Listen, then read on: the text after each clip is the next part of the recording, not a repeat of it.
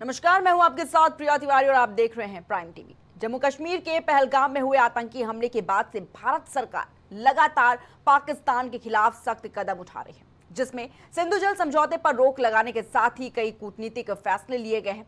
सिंधु जल समझौते को निलंबित किए जाने से पाकिस्तान पूरी तरीके से बौखला गया है। उसके नेता भारत को गीदड़ भभकी देने पर उतरा है और इसी कड़ी में पाकिस्तान नेता बिलावल भुट्टो ने कहा कि सिंधु दरिया में या तो पानी बहेगा या फिर भारत का खून बहेगा। सिंधु दरिया हमारी है और हमारी ही रहेगी।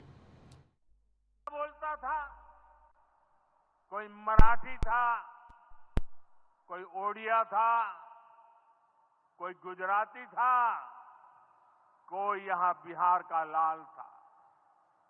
आज उन सभी की मृत्यु पर करगिल से कन्याकुमारी तक हमारा दुख एक जैसा है, हमारा आक्रोश एक जैसा है। ये हमला सिर्फ निहत्थे पर्यटकों पर नहीं हुआ है, देश के दुश्मनों ने भारत की आत्मा पर हमला करने का दुस्साहस किया है। मैं बहुत स्पष्ट शब्दों में कहना चाहता हूं, जिन्होंने ये हमला किया है, उन आतंकियों को और इस हमले की साजिश रचने वालों को उनकी कल्पना से भी बड़ी सजा मिलेगी। सजा मिलकर के रहेगी।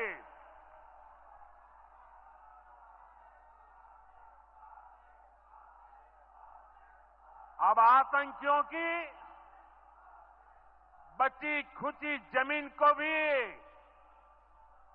मिट्टी में मिलाने का समय आ गया है। और मैं सखर में इसी सिंधु दरिया के साथ खड़े होके भारत को कहना चाहूंगा कि सिंधु हमारा है और सिंधु हमारा रहेगा। या इस दरिया से हमारा पानी बहेगा या उनका खून बहेगा।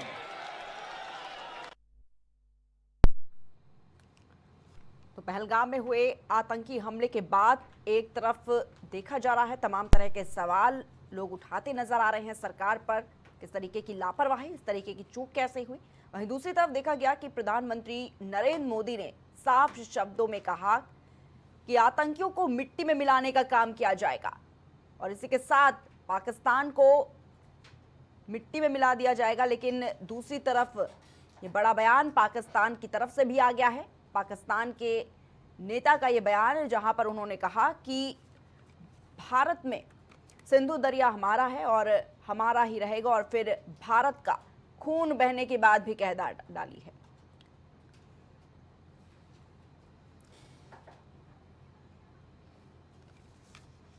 और आज इसी पर खास चर्चा करने के लिए पैनल पर हमारे साथ खास गेस्ट मौजूद है। सबसे पहले हम आपको उनसे परिचय करवा देते हैं। हमारे साथ कांग्रेस की प्रवक्ता हरिनाथ उपाध्याय जी जुड़े हुए हैं। हरिनाथ जी, बहुत बहुत स्वागत है आपका इस खास चर्चा में।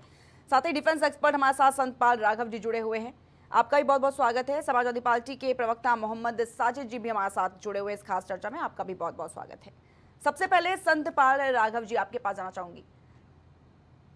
संतपाल जी, एक तरफ देखा जा रहा है कि जिस तरीके से पहलगाम में आतंकी हमला हुआ, प्रधानमंत्री नरेंद्र मोदी ने साफ शब्दों में कह दिया है कि जो आतंकी है उनको मिट्टी में मिलाने का काम किया जाएगा। लेकिन दूसरी तरफ जो पाकिस्तान के नेता हैं, अब उधर से भी धमकी आ गई है और बिलावल भुट्टो जो है उन्होंने कहा कि सिंधु दरिया में या तो पानी बहेगा या फिर भारत का खून बहेगा। किस तरह से आप देख रहे हैं?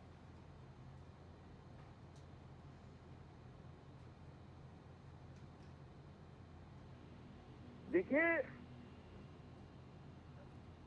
मेरी आवाज सुन पा रहे हैं आप?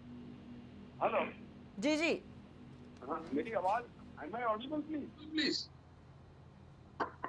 हेलो। हाँ जी जी, Am I आवाज audible, मिल पा रही है please? आपकी? हाँ जी, देखिए, भुट्टो साहब ने जो बयान दिया है वो एक बयान है, खोखला बयान है।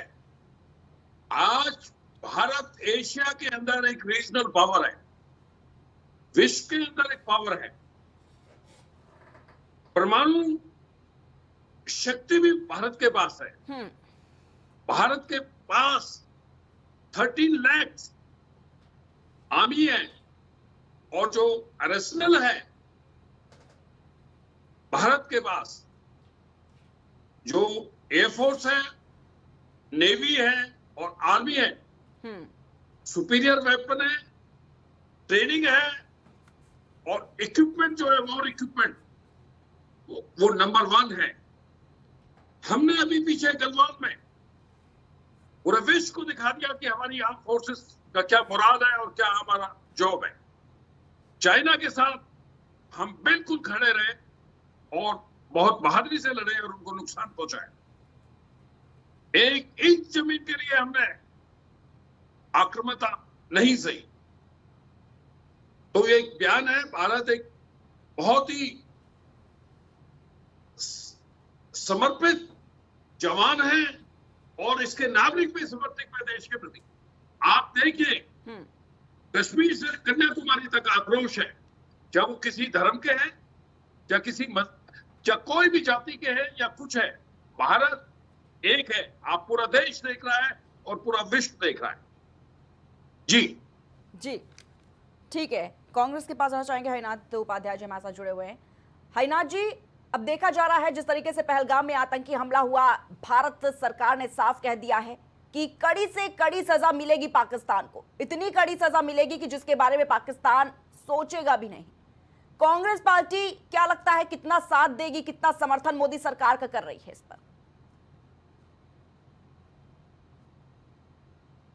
हरिनाथ जी, ऐसा है प्रिया जी, हमारे नेता आदरणीय राहुल गांधी जी ने कश्मीर में पहुंचकर और नई दिल्ली में कैंडल मार्च निकालकर इस घटना की कड़ी निंदा की और मरे हुए शहीद हुए लोगों को श्रद्धांजलि दी, तथा उन्होंने कई बार मीटिंग में भी कहा और अब भी कह रहे हैं कि सरकार को पूरा समर्थन है।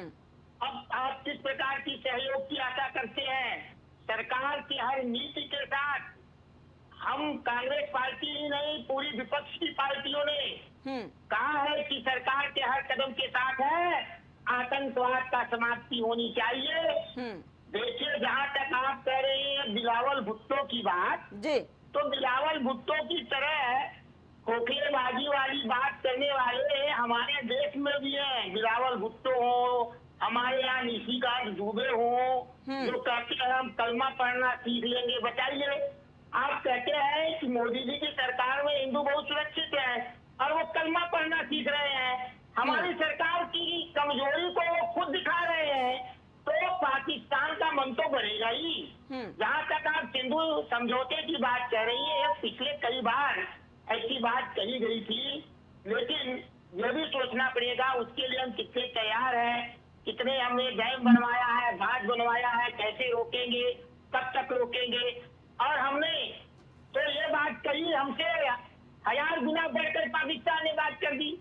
उनके उप प्रधानमंत्री दास साहब कह रहे हैं कि अगर भारत ने सिंधु समझौता को तोड़ा तो हम शिमला समझौते से सभी समझौते को अनिश्चित काल तक के लिए रद्द कर देंगे।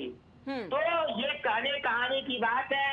हमारे जो पर्यटक गए थे वो शहीद हो गए, उनके प्रति यही श्रद्धांजलि होगी कि उन आतंकवादियों को पकड़े और पता करें वो कहाँ से ऑर्गेनाइज हो रहे थे, कैसे हुए, कैसे यहाँ आए। हमारी चूक हुई तो उस चूक के कौन जिम्मेदार है?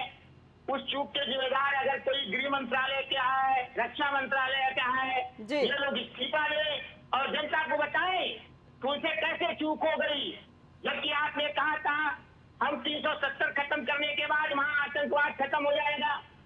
वहाँ जो है हमने नोटबंदी की तो आतंकवाद खत्म करने की बात कही, लेकिन एक भी नहीं हो पाया, बल्कि उससे बढ़ की घटनाएं हो रही है। तो ये सरकार को सोचना चाहिए कि उनकी विदेश नीति कहाँ पर है, किस स्तर पर है। पाकिस्तान हड़का रहा है कि सब आज हमारे साथ है, इंग्लैंड को कह रहा है, अमेरिका को कह रहा है, और ट्रम्प की जो जवान है वो भी वही इंगित कर रहा है। ट्रम्प कहाँ 1000-2500 बरस पहले के ले जा रहे हैं, जो कि मोदी जी के मित्र हैं, उसको कहाँ से सह मिल रहा है। हमारी विदेश नीति कहाँ से कमजोर हो गई। हमारे देश की सेनाओं में बहुत ताकत है, वो बात अलग है कि हम उनके जैसा कि जीडी बख्शी जी कहे 2 लाख लगभग सैनिक हमने कम कर दिया, ये मेरे देश के साथ अच्छा काम नहीं किया, सेनाओं के मनोबल को बढ़ाने का काम नहीं किया। 4 साल पर अग्निवीर रखने का निर्णय करके हमने सेना के मारल को डाउन करने का काम किया, फिर भी हमारी सेनाएं विश्व की सबसे बहादुर सेनाओं में है।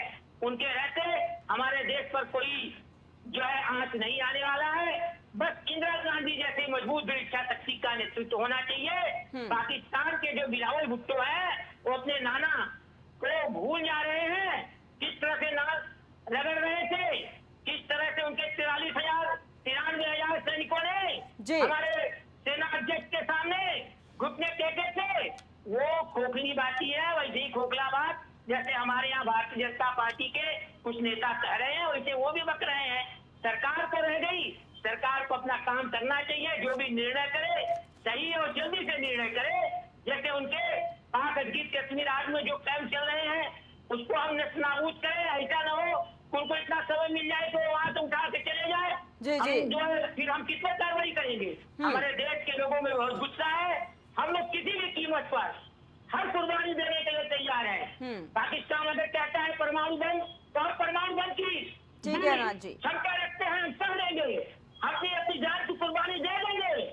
लेकिन हम इंदिरा गांधी जैसे नेतृत्व की उम्मीद करते हैं कि वो ऐसा काम किया जाए, हम हो जाए, बलिदान हो जाए, लेकिन स्वाभिमान से गिरकर समझौता नहीं करेंगे।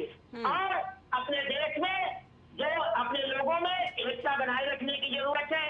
जैसा कि आज राहुल गांधी जी पूरे देश में घूमकर और अपनी बातों से कह रहे हैं हमको न बांटने का कोई पावे, हम लोग एक रहे।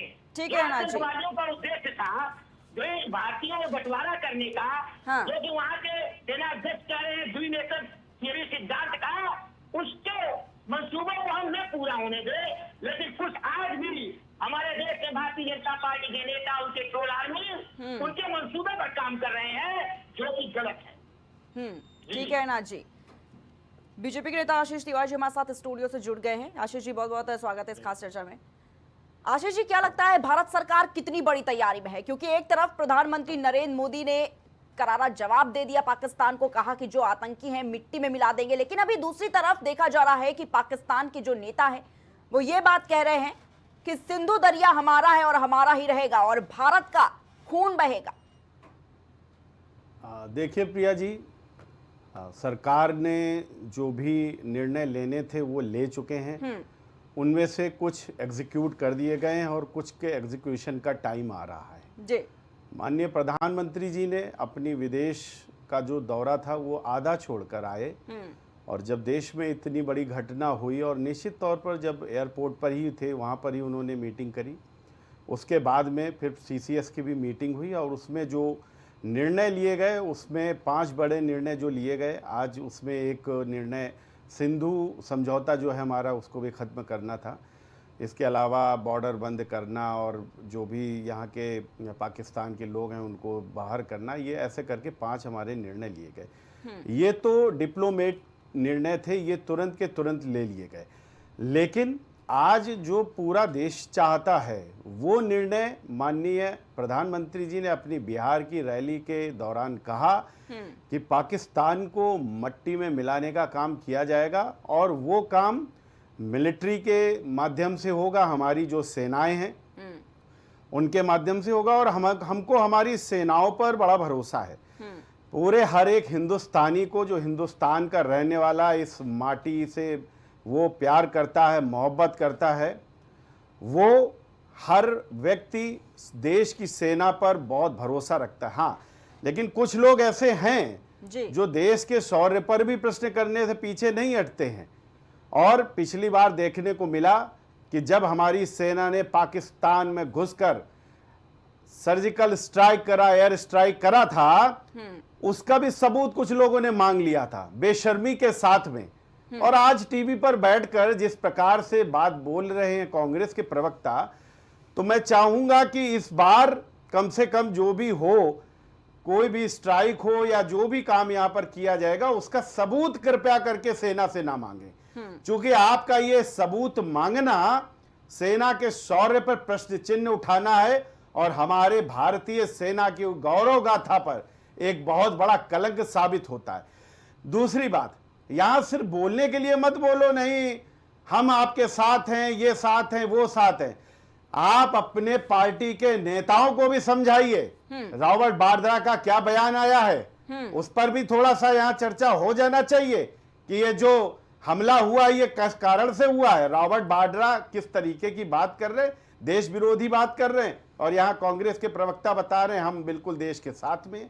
ये कैसा दोहरा चरित्र है, ये कैसे दो तरीके से ये हो सकते।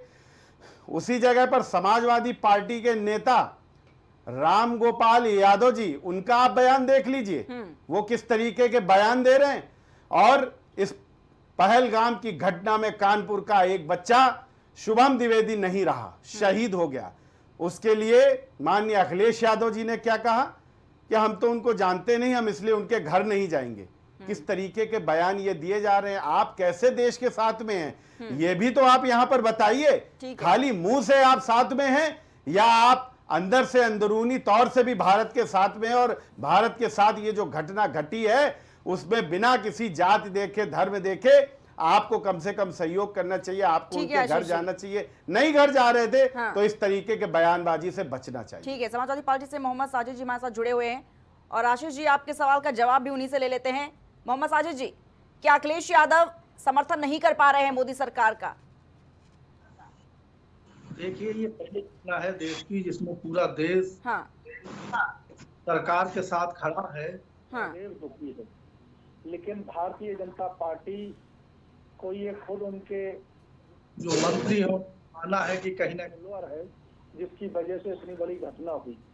लेकिन अभी पूरा देश साथ में है और पूरा देश चाहता है कि हम ऐसे लोगों को, जिन लोगों ने घटना को अंजाम दिया है, हम उनके खिलाफ कड़ी से कड़ी कार्रवाई करें और ऐसा सबक सिखाएं कि उन्हें लोग याद करें।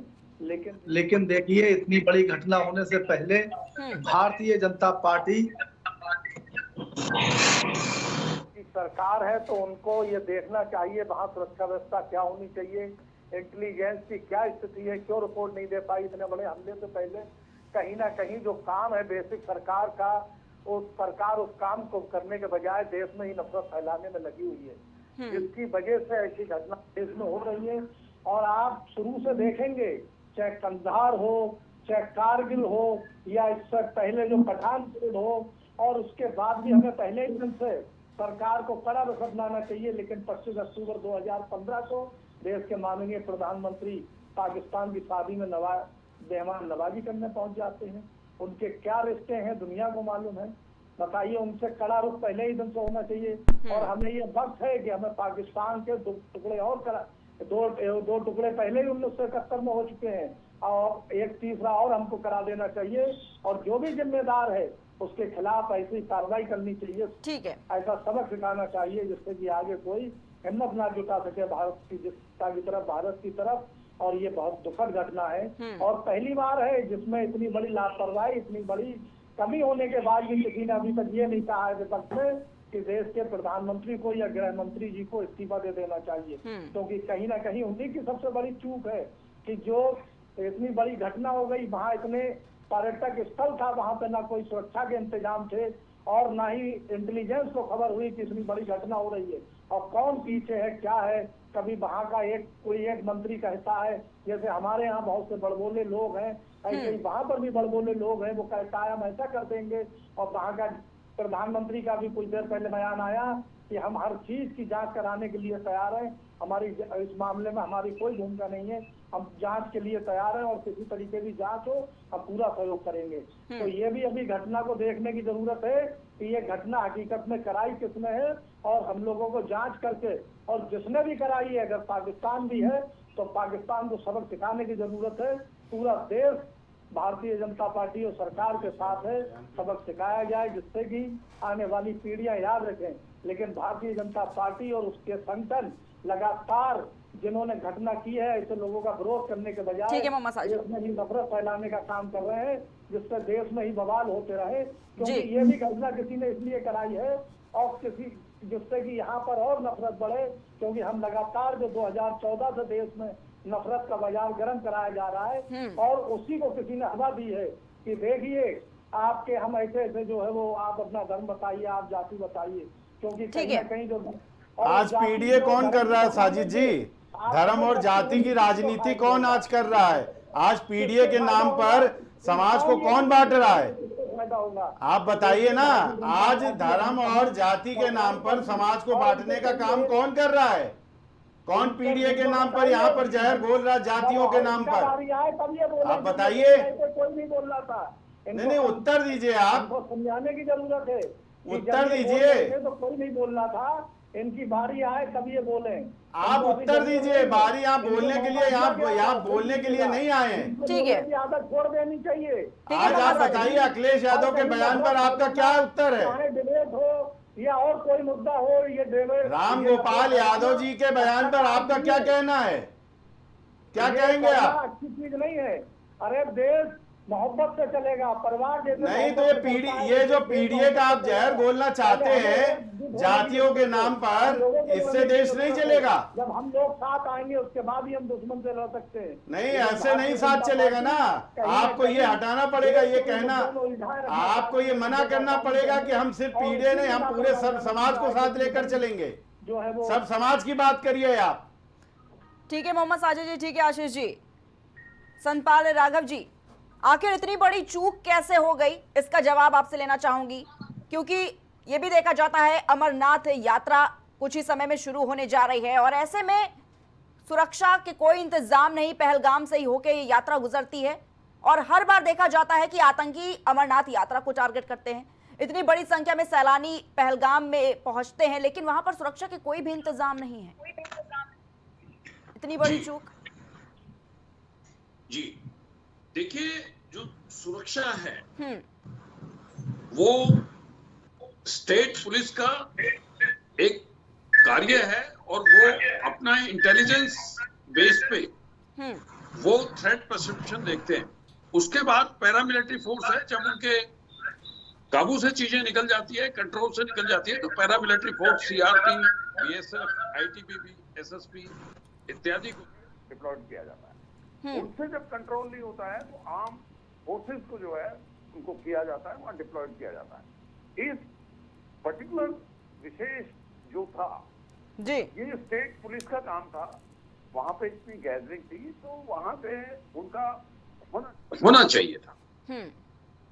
और लेकिन जो ऊपर का जो आर्मी इंटरसेप्ट है या इंटेलिजेंस शेयरिंग है, आईबी का है या डीआईए है, डायरेक्टर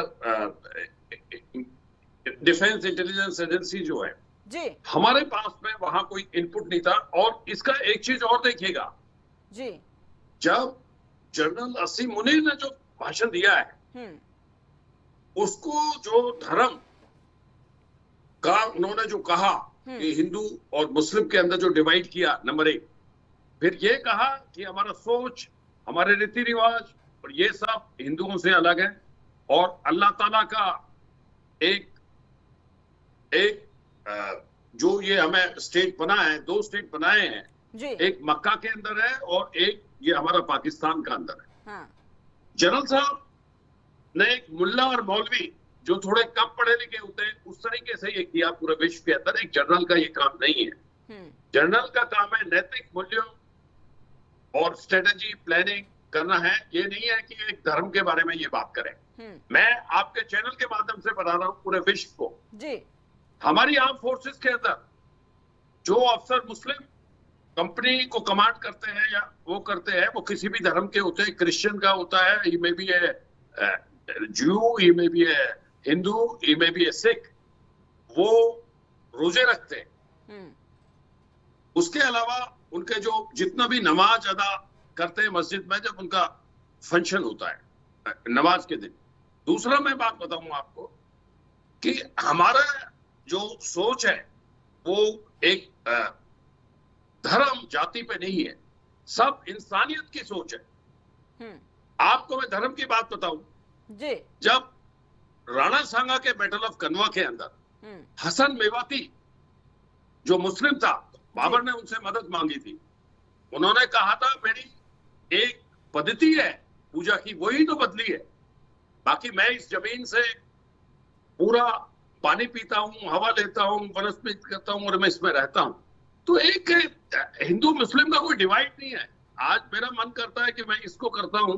इंडिया के अंदर फ्रीडम ऑफ रिलीजन है, लेकिन उन जनरल साहब ने जो ये डिवाइड किया उसी को ही प्लान करके जो आ रहा है, उनके पाकिस्तान के मेजर साहब ने बोला है, रिटायर्ड मेजर साहब ने बोला है कि असीम मुनीम साहब ने जो ये प्लानिंग की है और उसी का ही रिप्लाई।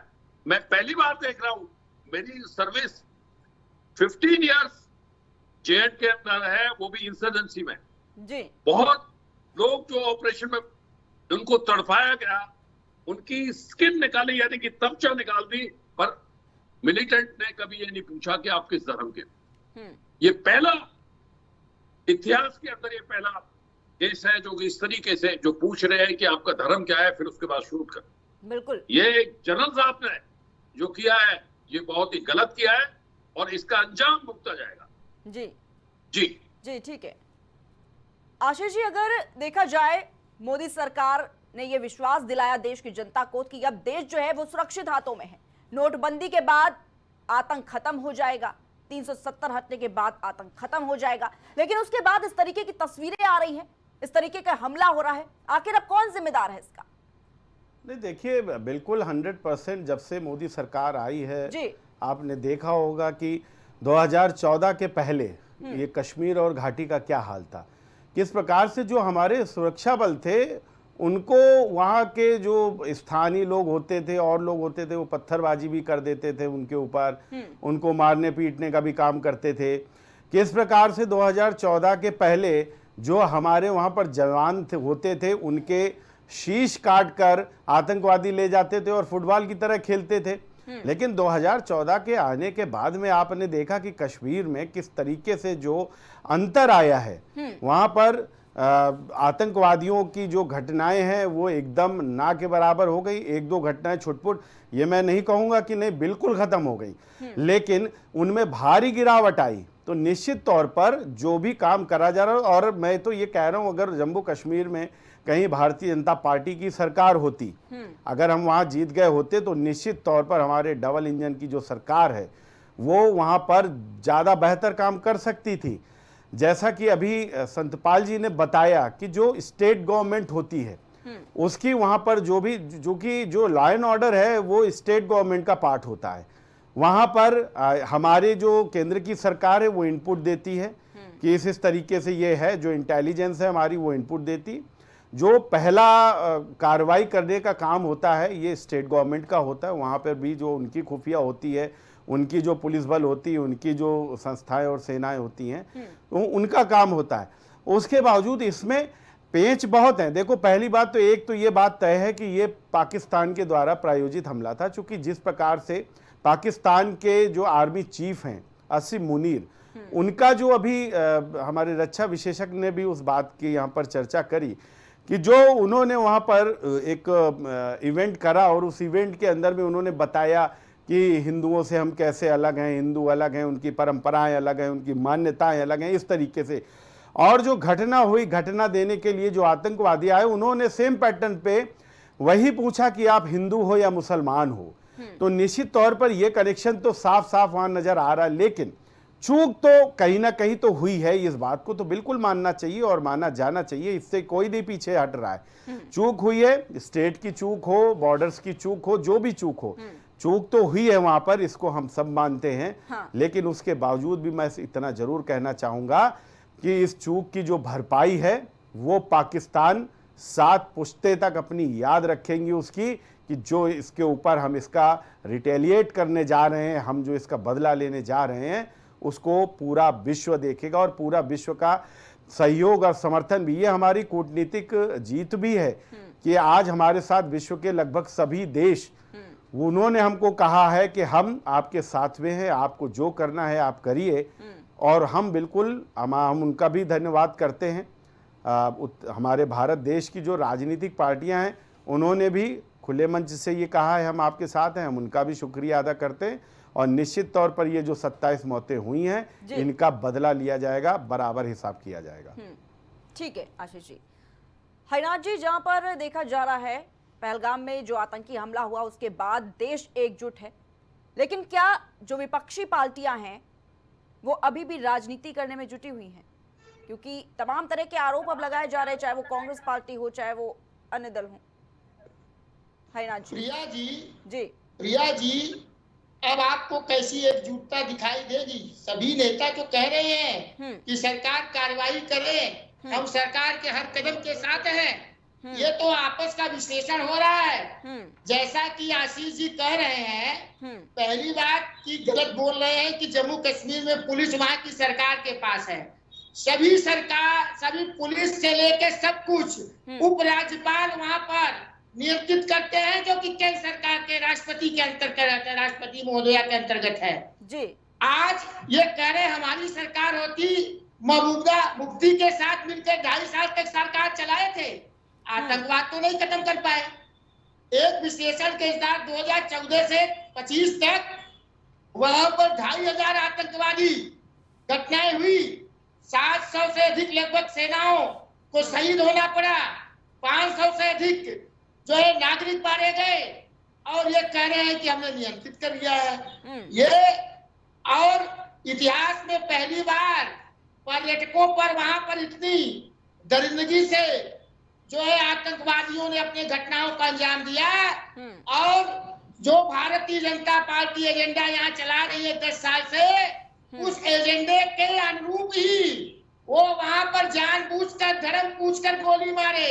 वो जानते थे कि हम ये बोलेंगे तो हम तो 27 को मौत उतार रहे हैं, देश में करोड़ों लोगों को हम विचारधारा के आधार पर फाड़ देंगे। जो पाकिस्तान आज तक सफल नहीं हो पाया, उसको वह सफल करने का प्रयास कर रहा है। लेकिन हम विपक्षी नेता आदरणीय राहुल गांधी जी के नेतृत्व में इन आतंकवादियों के मंसूबे को सफल होने नहीं देंगे। ये बात अलग है कि भारतीय जनता पार्टी के कुछ नेता उन्हीं आतंकवादियों के मंसूबे के रास्ते पर चलकर कश्मीरी छात्रों को भगाने का काम कर रहे हैं, ठीक है, मुसलमानों के विरुद्ध। और देखिए राजस्थान में मस्जिदों पर जो है हल्ला कर रहे हैं, मस्जिदों पर चढ़ाई कर रहे हैं। वहां के एक हैं विधायक भारतीय जनता पार्टी के, ये क्या आतंकवादियों के जो मंसूबे हैं उससे अलग काम कर रहे हैं क्या? उसी के अनुरूप काम कर रहे हैं ना। ये देश मिलजुल कर हम आतंकवादियों का जो है विरोध किए हैं। ठीक है, पंजाब में आतंकवाद खत्म किए, आसाम में आतंकवाद खत्म किए। ये बात अलग है कि हम अपने इंदिरा गांधी जैसे लव महिला को हमको शहादत देनी पड़ी, राजीव गांधी जैसे नेता को शहादत देनी पड़ी, लेकिन आतंकवाद तो हमने जड़ से समाप्त कर दिया। और जम्मू कश्मीर में भी हम आतंकवाद को समाप्त कर देंगे। बशर्ते भारतीय जनता पार्टी और उसके नेता संयम से काम ले और देश की और एकता और अखंडता को महत्व दे, और सरकार के साथ कंधे से कंधे मिलाकर हम लोग चलने के लिए तैयार हैं। जी जी, ठीक है हरिनाथ जी। आशीष जी आऊंगी आपके पास, लेकिन उससे पहले जी बात पूछ लूं हरिनाथ जी से, चूंकि अभी ये फ्लो में है, भाषण अच्छा था इनका। मैं ये पूछना चाह रहा हूँ रावल वाड्रा जी के बयान पे आपका क्या कहना है? रावल वाड्रा जी का बयान आपको पता है कि नहीं? पहले तो ये हाँ ना में जवाब दे दीजिए, पता है उन्होंने क्या बोला है? अरे आशीष जी, हमारे आदरणीय राहुल गांधी जी के बयान आपको याद है ना? नहीं, अरे रावल वाड्रा के बारे में मैं पूछ रहा हूँ आपसे, आपको पता है? मोदी जी विदेश यात्रा से आए रद्द करके और बिहार में चुनावी यात्रा करने आशीष जी चले गए। उनको सार्वजनिक बैठक में, मीटिंग में बैठने का समय नहीं मिला। मोदी जी को आप देखिए हरनाथ जी, मुझे लगता है कि मोदी जी को ना आप बताने की हैसियत में है ना राहुल गांधी। सुन लीजिए, वहाँ पर जवाब जो मैंने पूछा प्रश्न उसका जवाब नहीं है आपके पास। अरे हरिनाथ जी जवाब दे दीजिए। अरे जो वाड्रा का बयान पूछ रहे हैं आशीष जी, जवाब दे दीजिए। सुना है आपने बयान की नहीं सुना है? जवाब दे दीजिए। इन लोगों के बयान का हमका कहने का हमारी जरूरत नहीं है। हमारे लोगों को कांग्रेस पार्टी के एक ही बयान है, कि सरकार कार्रवाई करे। अरे रॉबर्ट वाड्रा का बयान सुना, हाना में जवाब दे दीजिए, वो उसके लिए क्यों समय खराब कर रहे हैं? रॉबर्ट वाड्रा का बयान आपको पता है कि नहीं पता, हाँ या ना? नहीं आप बता दीजिए, हमको नहीं पता है। नहीं पता है ना। उन्होंने ये कहा है कि ये आतंकवादी हमला इसलिए हुआ है क्योंकि देश के जो मुसलमान हैं वो बहुत परेशान हैं, इसलिए उन लोगों ने, वो जो मुसलमान आए थे उन लोगों ने इसलिए ये हमला करा। इस बयान को आप कितना सही मानते हो, इसको गलत मानते हो, इसकी निंदा करते हो, इसका समर्थन करते हो, क्या करते हो? रॉबर्ट वाड्रा ने बयान दिया है। देखिए आशीष जी, मैंने अपने वक्तव्य में कह दिया कि पिछले 10 साल में जैसा भारतीय जनता पार्टी, अरे रॉबर्ट वाड्रा की मैं पूछ रहा हूँ, आप पता नहीं भाग जाते इधर उधर, मुद्दे पे नहीं रहना आता है ना। आतंकवादियों ने ये जवाब नहीं दे पाएंगे। देखिए प्रिया जी, ऐसा है, ये जो दोहरा चरित्र है ना, यही मैं खाली आपको बताना चाह रहा था, आपके दर्शकों को बताना चाह रहा था कि कांग्रेस का यही दोहरा चरित्र है कि यहाँ पर उनके प्रवक्ता बैठकर दूसरी बात कह रहे हैं। ये कह रहे हैं कि हम देश के साथ में हैं, इस तरीके से साथ में, पार्टी साथ में है, लेकिन इनके जो पार्टी के नेता हैं वो किस तरीके का बयान दे रहे हैं और उनकी सच्चाई क्या है वो रॉबर्ट वाड्रा के बयान में दिखता है। ठीक है ना जी, ठीक है। क्योंकि इसी बीच एक बड़ी खबर सामने आ रही है, आपको बताना चाहेंगे इस वक्त बड़ी खबर है, कश्मीर में फिर हमला हो सकता है। ये बड़ी खबर आपको बता रहे हैं, खुफिया एजेंसियों ने अलर्ट जारी किया है। सूत्रों के हवाले से इस वक्त की बड़ी और अहम खबर, खुफिया एजेंसियों ने एक बड़ा अलर्ट जारी किया है। एलईटी के मॉड्यूल से आगाह रहने के निर्देश जारी किए गए हैं। टारगेट किलिंग के साथ बड़ा हमला हो सकता है। सूत्रों के हवाले से इस वक्त ये बड़ी और अहम खबर सामने आ रही है, जहां पर कश्मीर में फिर एक बड़ा हमला हो सकता है। एक बड़ी आशंका जताई जा रही है और सूत्रों के हवाले से ये बड़ी खबर है। और इसी खबर पर तमाम जानकारी के लिए हमारे साथ हमारे सहयोगी शहबाज जुड़ चुके हैं फोन लाइन पर। शहबाज, देखा जा रहा है एक बार फिर एक बड़े हमले की आशंका जताई जा रही है, क्या कुछ पूरी जानकारी इस खबर को लेकर सामने आ रही है? शहबाज, देखिए प्रिया, जब एलईटी ने इस घटना को जब बताया जा रहा है कि लगातार वहां पर एक्टिव नजर आ रही है, पहलगाम में जो इस तरह की इतनी बड़ी वारदात को अंजाम दिया जब आतंकियों ने, तो खुफिया एजेंसी कहीं ना कहीं अलर्ट मोड पर आ गई, पहले से भी ज्यादा एक्टिव नजर आने लगी। क्योंकि जो पहलगाम में जो हमला हुआ है इसका कहीं ना कहीं सूत्रों के हवाले से खबर है कि इसका भी इनपुट कहीं ना कहीं एजेंसियों को था और इसके लिए आगाह भी किया गया था। लेकिन फिर भी कहीं ना कहीं जो है आतंकियों ने अपनी घटना जो चाहते थे वैसा अंजाम दिया उसको, जिसमें कई लोगों की जान चली गई। और आप देखा ये जा रहा है कि जिसका इफेक्ट है कि लगातार दोनों देशों के बीच जो है वो गहमा गहमी बनी हुई है। अब एक बार फिर से कहीं ना कहीं एलईटी की तरफ से बताया जा रहा है कि हमले की आशंका जताई गई है और टारगेट किलिंग भी हो सकती है और कोई बड़ा धमाका, यानी कि कहीं पे जिस तरीके का इस्तेमाल वो करते हैं, जैसे पुलवामा में किया था, किसी भी आदमी को ह्यूमन बम बना के भेज सकते हैं या फिर किसी भी तरीके की कोई बड़ी घटना को अंजाम दे सकते हैं। इसको लेकर पूरे कश्मीर में अलर्ट जारी कर दिया गया। प्रिया जी ठीक है शहबाज, बहुत बहुत शुक्रिया आपका हमारे साथ जुड़ने के लिए और तमाम जानकारी साझा करने के लिए।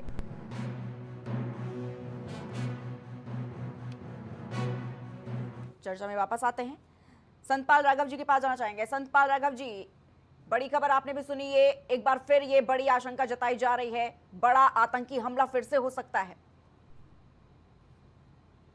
जी देखिए, आतंक का कोई समय नहीं होता और आतंकी एक गुरिल्ला वॉरफेयर है। ये जब भी सॉफ्ट टारगेट देखेंगे जी, ये वहां पे जो इनको मोटिवेशन, इंस्पिरेशन, जिहाद करने का जो इनके मुल्ला और मौलवी जो है वो इनको तैयार करके भेजते हैं, ये मरने के लिए आते हैं, नंबर 1। लेकिन मैं आपको जो आज परिस्थिति है जी, जो आप बांदीपुरा में देख रहे थे वहां पे भी खत्म किया है, कुपवाड़ा में बच्चन सेक्टर में वहां पे मुठभेड़ हुई है, वहां पे भी खत्म किया है।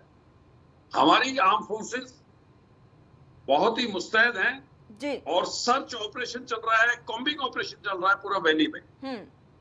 और आप देख रहे हैं पूरा देश साथ है और वहां पे जो भी इस तरह का आतंक का फन उठेगा उसको बुरी तरीके से कुचला जाए। कोई इस चीज के अंदर आज वहां का जो नागरिक है कश्मीर वैली का जी, आप ये देखिए कि आज 35 वर्ष में लाल चौक पे कैंडल लेके आए थे, वो कैंडल मार्च किया है, वो दुखी है। मैंने वहां सर्विस की है। ये आतंकी का कुछ एक सेक्शन है जो उसको सपोर्ट करते हैं।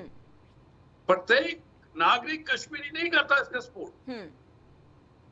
ये जो नैरेटिव है वो पाकिस्तान की चीफ का नैरेटिव है, आईएसआई का नैरेटिव है, पाकिस्तान की पॉलिटिकल एस्टेब्लिशमेंट और जो उनके आकाज हैं जिनके थ्रू ये चला रहे हैं क्रॉस बॉर्डर टेररिज्म, ये उनका एक नैरेटिव है। जी मैं आपको याद दिलाना चाहता हूं जी, ब्लीड इंडिया विद 1000 कट्स जी 71 वॉर के बाद जी, जो सबसे बड़ा सरेंडर था वर्ल्ड के अंदर after second world war, military generals ने पाकिस्तान के ने प्लान किया कि कन्वेंशनल वॉर में हम इंडिया से नहीं जीत सकते। जनरल जियाउल जी, वो भी मुल्ला और मौलवी की तरह बात करते थे। उन्होंने ये जिहाद एसएसजी के थ्रू, जनरल मुशर्रफ जो है उस टाइम कर्नल होते थे, उन्होंने ये शुरू कराया था। वो आज तक पाकिस्तान में इसकी जो है मार झेल रहा है। वो आका इनके काबू में नहीं है, वो डिक्टेट करते हैं इनको टर्म्स को। आज पाकिस्तान की हालत देखिए जी, वो वहां पे आर्थिक स्थिति क्या है, वहां पे आप न देखें कि वहां पे कितने अटैक्स हो रहे हैं जी, पीछे आप देखें। आज पाकिस्तान का सेक्सेस देखिए आप, स्टॉक एक्सचेंज पूरा क्रैश हो चुका है, खाने की इन्फ्लेशन रेट बढ़ गया है। इस नैरेटिव से आप ये देखिए व्यापार में कितना फर्क पड़ रहा है। जो मेडिकल सस्ता ट्रीटमेंट कराने चीप आते थे यहाँ पे लोग, कॉमन आदमी वाघा बॉर्डर के थ्रू आते थे, वो लोगों के लिए क्या होगा। पाकिस्तान के अंदर भी अनरेस्ट है, कॉमन आदमी सोच रहा है इन जनरल्स और ये पॉलिटिकल एस्टेब्लिशमेंट की वजह से हमारी जो जिंदगी है वो ठीक नहीं है। वो कहते हैं कि पाकिस्तान, भारत को देखिए कि भारत का जो प्रधानमंत्री जाता है तो वो एक डील करने जाता है, व्यापार की करने जाता है, डेवलपमेंट की डील करने जाता है, लेकिन हमारे लोग जो है ठीक है वो भीख मांगने जाते हैं। लोगों का ये कहना है वहां जी, क्योंकि आर्थिक स्थिति बहुत खराब है। आईएमएफ इनको फंड्स नहीं दे रही है, इनका रुपये की वैल्यू आप देखिए, आर्थिक स्थिति बहुत खराब है। बिल्कुल। और अभी कल जो है 10 बंदे जो बलूचिस्तान आर्मी ने जो क्वेटा के अंदर मिलिट्री बेस है, मिलिट्री एरिया में जी 10 को जो है मारा है उन्होंने। पाकिस्तान आर्मी आज इतना मोरल डाउन है, अनप्रोफेशनल अनट्रेन्ड लोगों से जी कैजुअलिटी झेल रही है। एक 10 ट्रेन्ड आदमी मरना एक अनट्रेन्ड से, ये बहुत ही दर्शाता है कि ना तो उनकी ट्रेनिंग ठीक है, ना उनका वॉर इक्विपमेंट ठीक है, ना उनका मोराल ठीक है, ना उनकी इंटेलिजेंस ठीक है। तो उनके जनरलों का भी डिवाइड है। आप ये देखिए कि पाकिस्तान के अंदर कोर कमांडर का घर चला दिया। इनके कोर कमांडर के लेवल पे और चीफ के लेवल पे बहुत डिफरेंस है। मैं आर्मी से हूं, ये कभी नहीं हो सकता कि एक कोर कमांडर का घर चला जाए, उसके पास पे कम से कम 50 से 60 आदमी उसकी जो है वेपन के साथ ड्यूटी करते हैं वहां पे, और शूट के ऑर्डर होते हैं। तो कोई अगर लोग आते हैं तो वो उसमें कोई नहीं है। इनके जनरलों में भी डिवाइड है। जनरल आसिम जो है इस कमी को पूरा करने के लिए सब नैरेटिव रच रहे और अपने जी ठीक है ठीक है। मोहम्मद साजिद जी, अब अपनी बात रख रहे थे, जवाब दे दीजिए पहले।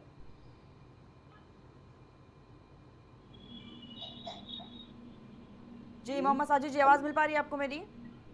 जी जी अब आ जाए। जी मोहम्मद साजिद जी, इससे पहले आप अपनी बात रखना चाह रहे थे, बात रखिए पहले। देखिए, अभी बात कर रहे थे कि बहुत अच्छी हमारी दुनिया में कूटनीति है। हाँ, तो इनको जानकारी होना चाहिए कि हमारे रिश्ते कितने अच्छे थे, बांग्लादेश से, नेपाल से, श्रीलंका से, अमेरिका से, कैसे उन्होंने हथकड़ियों में जकड़ के हमारे लोगों को भेजा है, और हमारी जमीन पर भी वो हथकड़ियों में ही आए हैं। तो देश की क्या कूटनीतिक है, चाहे आप भ्रष्टाचार के मामले में देख लें, चाहे आप महंगाई के मामले में देख लें, चाहे आप बेरोजगारी में देख लें, और चाहे सुरक्षा के मामले में देख लें, हम हर कहीं विफल होते जा रहे हैं। सरकार अपना जो काम है, जनता ने जो जिम्मेदारी दी है, वो जिम्मेदारी के साथ नहीं निभाई जा रही है, वो ईमानदारी के साथ नहीं निभाई जा रही है और देश में नफरत का माहौल तैयार किया जा रहा है। तो कहीं ना कहीं सरकार को इस पर भी ध्यान देना चाहिए कि ये कोई अगर मजदूरी करने आया है तो उसको भगा दिया कि भाई आप जो है वो यहाँ हम आपसे मजदूरी नहीं कराएंगे, आप इस कम्युनिटी से हैं, कि लोग अपनी फैक्ट्रियों से निकालना शुरू कर दे रहे हैं, कहीं मस्जिद में नारेबाजी कर रहे हैं। तो इससे हम दुश्मन से कैसे लड़ेंगे? जब सब हम लोग एक होंगे तभी तो हम दुश्मन से लड़ सकते हैं। कबीर अब्दुल हमीद की कुर्बानी को देश भूल सकता है? 1971 में उन्होंने किस तरीके से पाकिस्तान को घुटनों के बल खड़ा कर दिया था। इससे तमाम चाहे बख्ता हो या देश की आजादी में लाखों उलमाओं की कुर्बानी हो या हजारों क्रांतिकारियों की हो, चाहे अफ्ताबुल्ला खां की हो, आप तो हिंदुस्तान का भूल सकता है, लेकिन जिन लोगों का न देश की आजादी में कभी कोई योगदान रहा, न देश के संविधान में भरोसा रहा, न देश के राष्ट्रगान में भरोसा रहा, ऐसे लोग देश को नफरत बांट रहे हैं और देश को बर्बाद करने पर तुले हैं। और ना ही जिम्मेदारी से जो सरकार, जो जनता ने जिम्मेदारी दी है, उस जिम्मेदारी के साथ कार्य कर रहे हैं। अगर पाकिस्तान को सरकार बनने के बाद से ही, पहले ही दिन से हम लोगों को टारगेट पर रखना चाहिए था, ना कि हमें मेहमान नवाजी करने जाना चाहिए था। और लगातार आप अगर 11 साल में देखेंगे तो हर दिन आतंकी घटनाओं में एक न एक हमारा जवान जो है वो घायल हुआ है या शहीद हुआ है। बड़े बड़े हमले देखेंगे, तो चाहे उड़ी का हो, चाहे पठानकोट एयरबेस हो, चाहे इससे पहले पुलवामा हो या अब हो, तो कहीं ना कहीं सरकार विफल है देश की सुरक्षा में भी। और अभी तो ये सैनिक हैं जो रेगुलर हैं, जिनकी पक्की नौकरी है और पक्की वर्दी है, वो तो लड़ भी रहे हैं। और जब अग्निवीर पहुंच जाएंगे तो वो किस उससे लड़ेंगे, क्योंकि उन्हें मालूम है हमारी तो नौकरी सिर्फ 4 साल की है, हमें तो 4 साल के लिए लाया गया है, तो हम क्यों यहाँ जिम्मेदारी से जो है वो कार्य करें। तो कहीं ना कहीं देश की सुरक्षा के साथ खिलवाड़ नहीं होना चाहिए।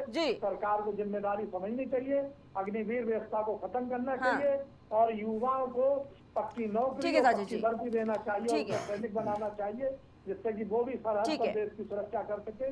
तो भारतीय जनता पार्टी किसी भी तरीके से अपनी जिम्मेदारी निभाने के तैयार नहीं है, केवल नफरत बांटने के लिए कार्य किया जा रहा है। और इन्हें अब सरकार को ऐसे संगठन जो कहीं ना कहीं कहना चाहिए कि आप ये नफरत नहीं फैलाओगे और जो भी नफरत फैलाए उसके खिलाफ कड़ी कार्रवाई होनी चाहिए।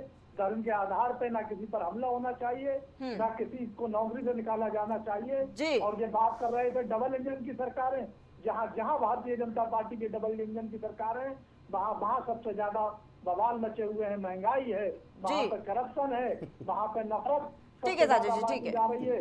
और क्या छत्तीसगढ़ और झारखंड में नक्सली हमले क्या बंद हो गए? वहाँ पर भी अभी 2 दिन पहले 3 दिन पहले देखिए कितना बड़ा हमला हुआ है। तो सरकार चाहे स्टेट हो चाहे केंद्र सरकार हो, हर कहीं विफल है और सरकार की जिम्मेदारी से काम करना चाहिए।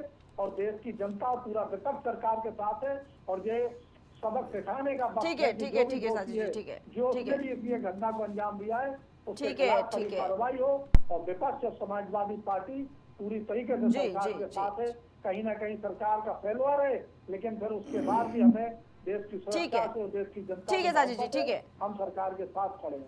ठीक है आशीष जी। हाँ, देखिए पहली बात तो इन्होंने कहा कि वो विदेश में हमारे संबंध नहीं अच्छे हैं। अब इनको थोड़ा सा जानकारी हो तो ठीक है। बिना भाई सुन लीजिए, बांग्लादेश से है, अमेरिका ने अभी कैसे हथकड़ियों में जकड़ के भेजा है। हाँ वही जवाब दे रहा हूँ, जवाब सुन लीजिए पहले, जवाब दे रहा हूँ। हथकड़ी में नहीं, मैं कह रहा हूँ कि उनको पूरे शरीर में लोहा जड़वा के भेजना चाहिए था। ठीक है, कोई वो बहुत ज़्यादा भारत देश का नाम ऊंचा करके नहीं आए थे, कोई वहाँ पर वो कोई बहुत बड़ा कोई ऐसा काम करके नहीं आए थे कि जिससे भारत की नज़रें ऊंची हुई हों। वहाँ पर जाकर भारत को अपना सर शर्म से झुकाना पड़ा, ऐसा काम करा उन्होंने।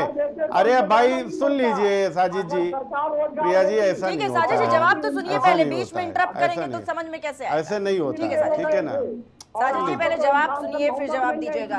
ठीक है साजिद जी, जंजीरों में और कीलों में जकड़वा के मंगवाना चाहिए। ठीक है साजिद जी, जवाब तो सुनिए पहले आप। बिल्कुल, ये मेरा बयान है, ये मेरा बयान है। मैं कह रहा हूँ कि देश को सुन लीजिए, देश को शर्मसार करने वाला कोई भी व्यक्ति हो उसको बुरी सी बुरी तरीके से लाना चाहिए। आप वहां पर वो जो लोग आए हैं वो कोई भारत देश का सर ऊंचा करके नहीं आए थे, उनकी वजह से भारत को अपनी नजरें नीची करनी पड़ी। आप वहां पर डंकी रूट से आप जा रहे हो, आप वहां पर करोड़ करोड़ रुपया खर्च करके आप डंकी रूट से जाते हो और वहां पर भारत का सर नीचा कराते हो। आप इस तरीके का काम करोगे? आप ये चाहते हो कि भारत देश आपको, आप जब आए वहां से तो आपकी वहां पर फूल माला से यहाँ पर वापसी करे? शर्म आनी चाहिए। लेकिन ये जो दूसरी चीज, आतंकी हाँ बिल्कुल मैं जवाब दे रहा हूँ। ठीक है साजिद जी, ठीक है। दूसरी चीज साजिद जी, और इन्होंने कहा कि सबको एक होकर रहना चाहिए। ये समाजवादी पार्टी के जो प्रवक्ता हैं वो कह रहे हैं कि सबको यहाँ पर एक होकर रहना चाहिए। अब समाजवादी बताए कि एक होकर रहना, अगर एक करना है तो सर्व समाज को लेकर चलिए, पीडीए को लेकर चलोगे, वोट आपको पीडीए के नाम पर चाहिए, समाज में विघटन कराते हो, जहर घोलते हो जातियों के नाम पर, यहाँ पर आपको एकता चाहिए, शर्म आनी चाहिए। यहाँ पर राजनीति आपकी पूरी पीडीए करते हो आप। ठीक है। आप अपनी राजनीति का जहर जो है वो फैलाते हो जातियों के नाम पर, और यहाँ टीवी पर बैठकर बड़े वचन दे रहे हो। ये जो बगुला भगत वाला खेल है ये बंद कर दो, जो असलियत में है वही बन के दिखाओ, ठीक है? यहाँ आपको चाहिए, यहाँ पर विघटन चाहिए आपको, जातियों के नाम पर, धर्म के नाम पर डराते हो। राम गोपाल यादव का क्या बयान है? राम गोपाल यादव का बयान बताइए। सवाल सुनिए पहले। ठीक है साजिद जी, ठीक है। अरे बस करिए, सफाई मत दीजिए, दुनिया जानती है, ठीक है, दुनिया जानती है। और सुनिए, इन्होंने कहा अरे सबसे अच्छी सेना है, दुनिया की सबसे अच्छी सेना है भारत की सेना सबसे अच्छी सेना, और उसी सेना से आप सर्जिकल स्ट्राइक के सबूत मांगते हो। Shame on you. उसी सेना से सर्जिकल स्ट्राइक के सबूत मांगने वाली इंडी गठबंधन, आप लोग सबूत मांगते हो, शर्म आनी चाहिए। देश के गौरव के साथ में खिलवाड़ करते हो, देश के शौर्य के साथ में खिलवाड़ करते हो, देश की सेना को लज्जित करने का काम करते हो। लज्जित करा अपने देश की सेना को। आप सर्जिकल स्ट्राइक के सबूत मांग रहे थे। क्या बोल रहे थे? देश के जो सेना है उसने सर्जिकल स्ट्राइक करी है तो हमको सबूत लाके दे। प्रिया जी, ये वो लोग हैं जो सेना से सबूत मांगते हैं सर्जिकल स्ट्राइक के, और यहाँ टीवी पर बगुला भगत बने बैठे हैं और यहाँ पर बता रहे हैं देश की सेना। और आपने क्या बोला कि ये जो अग्निवीर से 4 साल के लिए अगर जो भी सैनिक आएंगे वो काम नहीं करेंगे, शर्म आनी चाहिए। देश के सैनिकों को आप उनकी नौकरी के लिए आप उस पर नापते हो। अरे देश का सैनिक तो इतना सच्चा है और इतना देशभक्ति वाला है कि अगर उसको देश की सेवा के लिए एक दिन भी अगर उसको मिलेगा तो वो उसी अपनी कुव्वत और उसी इज्जत और उसी जज्बे से देश का सैनिक लड़ेगा।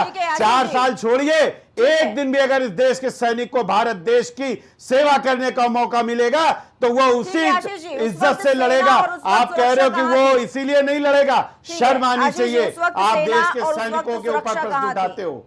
उस वक्त सेना और सुरक्षा कहाँ थी? क्योंकि जो बेकसूर लोग मारे गए हैं उनका भी यही सवाल कि आखिर सुरक्षा कहाँ थी वहां पर। और वहां पर पहली चीज तो ये भी बड़ा सवाल उठता है कि जहां पर यह हमला हुआ वो कोई ऐसी वैसी जगह नहीं थी। ये बात पहले से तय थी, लगातार 2 दिन पहले से रेकी कर रहे थे आतंकवादी, वहां पर पूरी प्लानिंग थी और पूरी प्लान के साथ ये आतंकी हमला हुआ। लेकिन उस वक्त सुरक्षा और सेना कहां चली गई थी आखिर? बिल्कुल निश्चित तौर पर देखिए, धारा 370 हटने के बाद में जिस प्रकार से कश्मीर का जो माहौल है वो डे बाय डे, और ये मैं नहीं कह रहा हूं, हाँ। ये वहां के कश्मीरी कह रहे हैं कि जिस प्रकार से कश्मीर की, जम्मू कश्मीर की जीडीपी बढ़ी, जिस प्रकार से वहां पर कैपिटल इनकम वहां पर बढ़ी, निश्चित तौर पर वहां का माहौल सुधर रहा था। और वहां पर जितनी सेना की जरूरत थी या जितनी सिक्योरिटी की जरूरत थी उतने की आवश्यकता नहीं लग रही थी। लेकिन फिर भी हम ये कहते हैं कि चूक हुई है। उस चीज को हम मान नहीं, अरे मेरी आप बात नहीं सुन रहे ना, मैं क्या कह रहा हूं। हाँ। फिर भी हम ये मानते हैं कि वहां पर चूक हुई है, वो सुरक्षा में लैप्स था, उसको हम यहां पर स्वीकार कर रहे हैं। हम वहां पर उस सुरक्षा के लिए यहाँ पर हम अपने आप को कह रहे हैं कि लैप्स तो हुआ, लेकिन उसका जो भी परिणाम है आप वो देखिए। हमने वहां पर जो भी आतंकवादी पकड़ा उसका आपने देखा किस प्रकार से हमने घर भी उड़ाने का काम करा। पूरा भारत की जो सरकार है उसने आतंकवादियों की घाटी के आतंकवादी और उनको सहयोग करने वालों की पूरी लिस्ट बना दी है। पहला हमला नहीं आतंकियों का, इससे पहले वही मैं कह रहा हूं, उसकी पूरी लिस्ट। फुल स्टॉप कब सरकार लगा पाएगी? बिल्कुल हो गया। ये देखिए, ये जो होता है ना कि पानी सर से ऊपर, तो ये वही वाला आप मान लीजिए कि पाकिस्तान ने ताबूत में आखिरी कील अपने ठोक ली है। वहां के घाटी के सारे, ये मैं ताजी खबर आपको बता रहा हूं, जब पुलवामा पे अटैक हुआ आशीष जी, तब भी पानी सर के ऊपर ही चला गया था, तो हमने स्ट्राइक करा। तो क्या नहीं, हमने स्ट्राइक करा, हमने उनके स्टॉप लगा पाई आपकी सरकार? नहीं, अब देखिए ना, उसको वो नहीं मान रहा, वो कह रहा कि हम नास्तो नाबूद जब तक नहीं कर दोगे हम नहीं मानेंगे। क्योंकि हम देखिए इंटरनेशनल पॉलिसीज होती हैं। देखा सूत्रों के बारे से बड़ी खबर सामने आई कि अभी भी आशंका जताई जा रही है। तो ये सूत्र भी हमारे ही दिए हुए हैं भाई, हमारी इंटेलिजेंस ये सूत्र दे रही है। तो ये सूत्र कोई प्राइम टीवी के वहां रिपोर्टर थोड़ी ला रहे हैं। साफ तौर पर इसका मतलब आशीष जी यही है कि अभी भी ये जो बिल्कुल है, खतरा है, किए जा रहे हैं, खतरा है, खतरा है। कोई डर नहीं है उस आतंकवादी किसको? नहीं, डर है, डर नहीं है। वो तो कह रहे हैं परमाणु हमला कर देंगे, गेदड़ भपकी दे रहे हैं। तो अब उसके लिए उनके मुंह आप थोड़ी रोक लोगे, सिल थोड़ी लोगे उनके मुंह। लेकिन हमने जो करना है वो हम जानते हैं। सामने वाला क्या क्या वहां पर बोल रहा है, वो कह रहे हैं हम परमाणु मार देंगे, सिंधु में पानी नहीं, उनका खून बहेगा। इस तरीके के जो ये दो कौड़ी के जो सस्ती लोकप्रियता वाले बयान है, ये पाकिस्तान दे रहा है। लेकिन पुलवामा की घटना के बाद में हमने जो भी एयर स्ट्राइक करी, उसके बाद में हमने उनको नास्तो नाबूद कर दिया, पीओके में घुसकर मारा। और जो इंटरनेशनल पॉलिसीज होती हैं, हमारे रक्षा विशेषज्ञ बैठे उनको पता है कि हम किसी भी देश के ऊपर अगर हम हमला करते हैं तो उसके लिए कुछ चीजें होती हैं। हमने वो कर लिया, लेकिन इस बार हमने कुछ भी नहीं, सारे जितने भी इंटरनेशनल देश हैं सबको हमने बता दिया है कि हम इनको घुस के मारेंगे। और उसका परिणाम आप देखिए, रशिया ने, इजराइल ने और देश के कई ऐसे विदेश में लोग, मतलब देश हैं जो विदेशी, उन्होंने अपने जो भी सैलानी हैं या अपने जो भी नागरिक हैं उनको पाकिस्तान जाने से मना कर दिया, एडवाइजरी जारी कर दिया।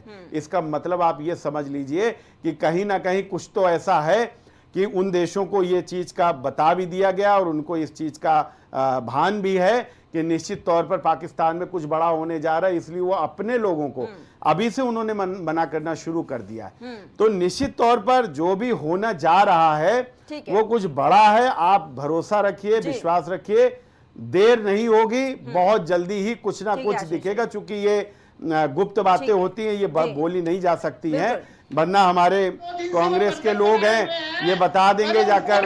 इनसे भी तो डर है ना हमारे देश के अंदर, क्योंकि पाकिस्तान को जो भारत है, भारत को पाकिस्तान के परमाणु बम से डर नहीं है। भारत को पाकिस्तान के जो यहाँ पर लोग कीटाणु बम है ना, उनसे डर है, जो रहते भारत में है, खाते भारत की है, लेकिन वो बजाते पाकिस्तान के। उनको भी घेर के और घुस के और पहचान करके उनको भी मारने का काम किया जाएगा। ठीक है, चर्चा को यहीं पर समाप्त करेंगे। ठीक है, आप सभी का बहुत बहुत धन्यवाद हमारे साथ खास चर्चा में जुड़ने के लिए। बीजेपी के नेता हमारे साथ आशीष तिवारी जी जुड़े हुए थे, साथ ही कांग्रेस से हरिनाथ उपाध्याय जी हमारे साथ इस खास चर्चा जी हमारे साथ जुड़े थे। डिफेंस एक्सपर्ट संतपाल राघव जी जुड़े हुए थे और समाजवादी पार्टी के प्रवक्ता मोहम्मद साजिद जी हमारे साथ इस खास चर्चा में जुड़े हुए थे। तो देखा गया जिस तरीके से पहलगाम में आतंकी हमला हुआ, उसके बाद से लगातार तमाम तरह के सवाल जो हैं वो सरकार पर भी खड़े होते नजर आए। एक ना एक बयानबाजी भी देखने को मिली और इसी बीच प्रधानमंत्री नरेंद्र मोदी ने ये बड़ा बयान दिया कि जितने भी आतंकी हैं उनको मिट्टी में मिलाने का काम किया जाएगा और पाकिस्तान को इतनी बड़ी सजा इसकी चुकानी पड़ेगी जितना उसने सोच भी नहीं रखा होगा। और आज इसी पर खास चर्चा हुई। हम फिर हाजिर होंगे एक नए मुद्दे के साथ, तब तक के लिए आप देखते रहिए प्राइम टीवी।